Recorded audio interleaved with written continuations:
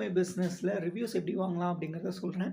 Reviews வாங்கும்போது first வந்து உங்களுடைய பிஸ்னஸ் நேம், அப்படி இல்லை அப்படின்னா உங்களோட சர்வீஸ் நேம் ப்ளஸ் லொக்கேஷன், அவங்களுக்கு யார் அந்த சர்வீஸ் பண்ணி கொடுத்தாங்க அப்படிங்கிற அந்த 3 விஷயத்த வந்து மென்ஷன் பண்ணுங்கள்.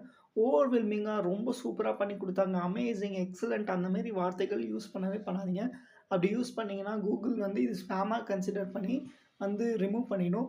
ஸோ தட் நார்மலாக எப்படி மக்கள் பேசுவாங்களோ அந்த மாரியே நீங்கள் வந்து போஸ்ட் பண்ண சொல்லுங்கள் உங்களுடைய கஸ்டமர்ஸ்ட்ட. ரிவ்யூ லிங்க்கை வந்து உங்கள் கஸ்டமர்ஸ்ட்ட கொடுத்துட்டு அவங்கள வந்து ரிவ்யூஸ் போட சொல்லுங்கள். உங்கள் லொக்கேஷனில் இருந்தே ரிவ்யூ போட சொல்லாதீங்க. அதே லொக்கேஷன்லேருந்து போட்டால் அப்படின்னா கூகுள் வந்து சஸ்பெண்ட் பண்ணுறதுக்கான வாய்ப்புகள் நிறையா இருக்குது. ஸோ அந்த தப்பை பண்ணாதீங்க. அதேமாரி ரிவ்யூஸ் போடும்போது அதில் வந்து ஃபோட்டோஸ் ஆட் பண்ணுங்கள். லைக் நீங்கள் பண்ணி கொடுத்த சர்வீஸோட ஃபோட்டோஸ்லாம் வந்து அவங்களுக்கு அனுப்பிச்சு இந்த ஃபோட்டோஸ்லாம் வச்சு ரிவ்யூஸ் போட்டிங்க அப்படின்னா வந்து உங்களோட ரிவ்யூஸ் வந்து பயங்கரமாக வந்து பூஸ்டப் ஆகும். வீக்லி வந்து ஒரு 5 ரிவ்யூஸ் ஆர் வீக்லி 3 ரிவ்யூஸ் வாங்குங்க.